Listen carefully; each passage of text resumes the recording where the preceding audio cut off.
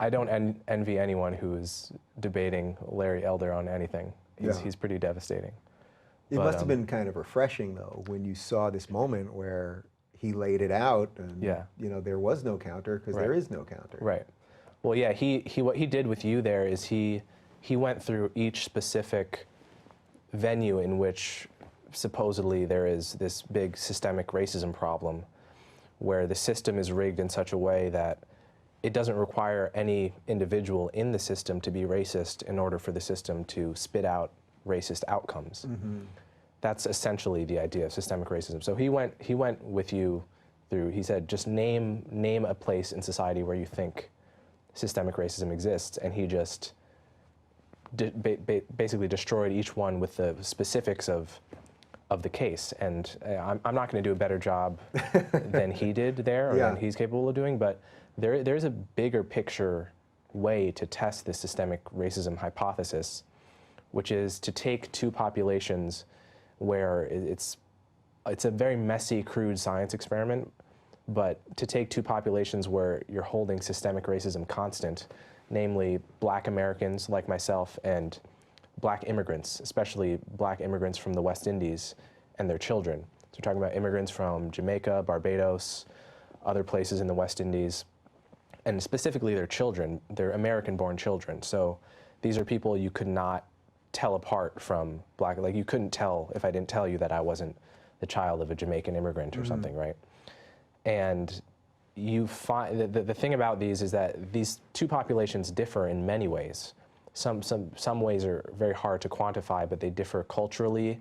They differ for all kinds of reasons, partially because the kind of immigrant who gets out of a Jamaica differs systematically. It's going to be disproportionately intelligent, disproportionately hardworking.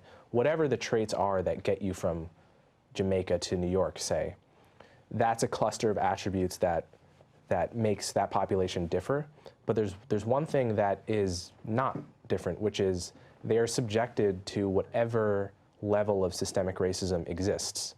So Thomas Sowell has done good work on, back in the 70s, he showed that second-generation West Indians living in the same city as Black Americans were earning 58% more, right? So they're both being treated to whatever degree badly by white people.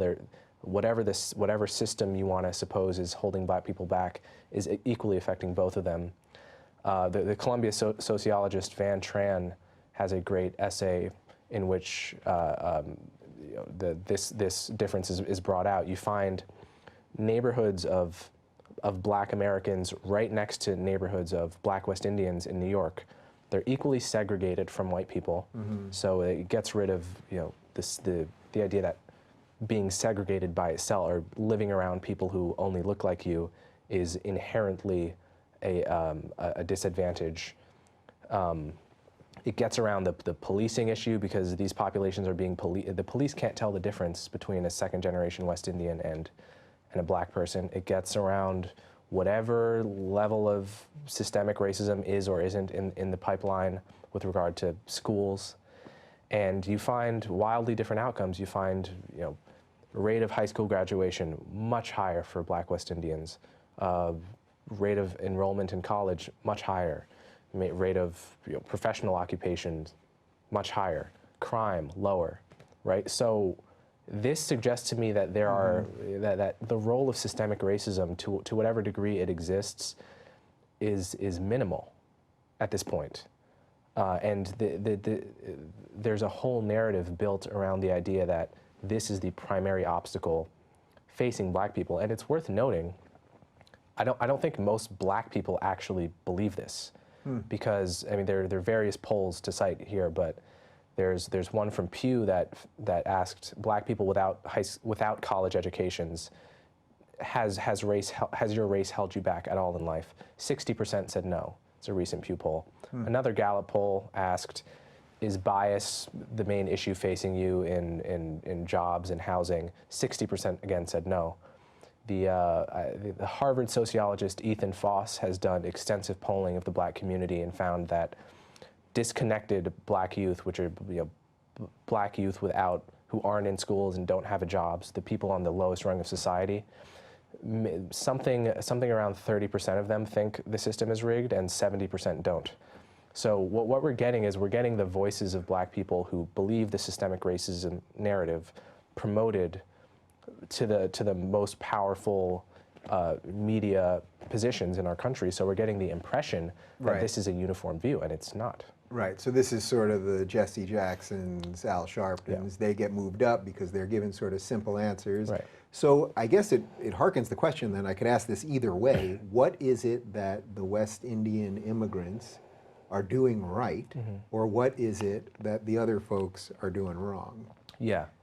I mean, you can answer that in either direction you want to go first. Well, part of it is just immigration selection factors that I mentioned, right? So the kind of Jamaican or Barbadian who makes it off the island to New York is likely to be disproportionately hardworking, disproportionately X for whatever X factor is. And so in that sense, the direct comparison can be misleading, but just analyzing why these two populations differ, you find West Indian immigrants more likely to come from a two-parent home, more likely to have had a more classically socially conservative upbringing, which is, you don't talk back to your parents. Parents are rather strict. There are downsides, of course, to that style of parenting, but basically what I'm saying is that there are cultural factors that are important that differ between these two groups, right? You find there are many. I mean, this is where the conversation for many people gets especially uncomfortable, right? It's the idea that every culture, every subculture is identical in the behavioral patterns that are inculcated, and wherever there is a disparity in some outcome, it's not possible that culture accounts for some or most of that disparity, which I think is a very silly idea. Well, it's completely nonsensical. Cultures are different. Different people and different groups put different emphasis on certain things. Some put more on family, some put more on education, some put more on sports or whatever the hell it is.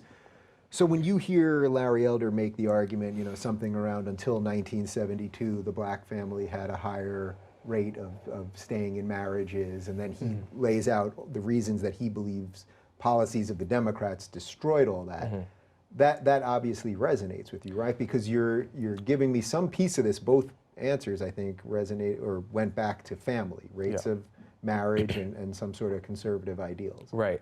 Well, yeah, I mean, that's a very complex question. People hate when yes. anyone talks about this, about family. People just absolutely hate it. It is a fact that the rate of two-parent homes and marriages was pretty similar to the white rate until the 60s. It's a matter of scholarly dispute as to what was the cause. I think it's certain at this point there was no one cause. Welfare state may have had something to do with it, but I think it may have just been changing norms in the culture, because we're seeing the same thing happen in the white working class as well now, with the decline of two-parent homes to a lesser extent than has happened in the black community. So